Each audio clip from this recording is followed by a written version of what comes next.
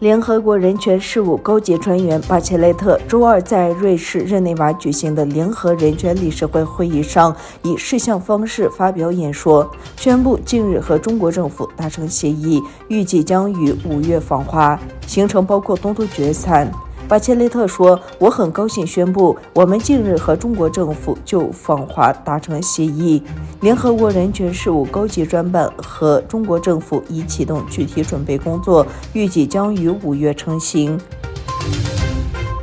中国国家主席习近平星期二与法国总统马克龙和德国总理就乌克兰危机举行视频峰会。根据中国官媒的报道，习近平在峰会中表示，乌克兰局势令人担忧，中方对欧洲大陆重燃战火深感痛惜。不过，习近平没有谴责俄罗斯发动侵略战争，而是使用危机这一词汇概括目前的局势。他认为西方对俄罗斯寄出的制裁措施对各方都不利。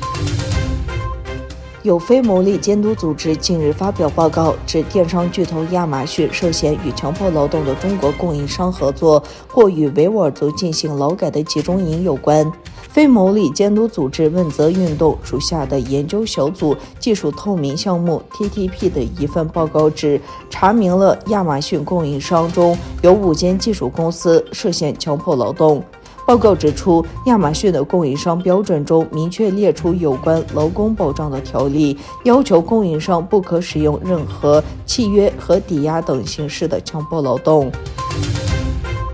外交部发言人赵立坚表示，近期美国在乌克兰的生物实验室确实引发了各方高度关注。据报道，这些生物实验室内储存了大量的危险病毒。俄罗斯还在军事行动中发现美国利用这些设施开展生物军事计划。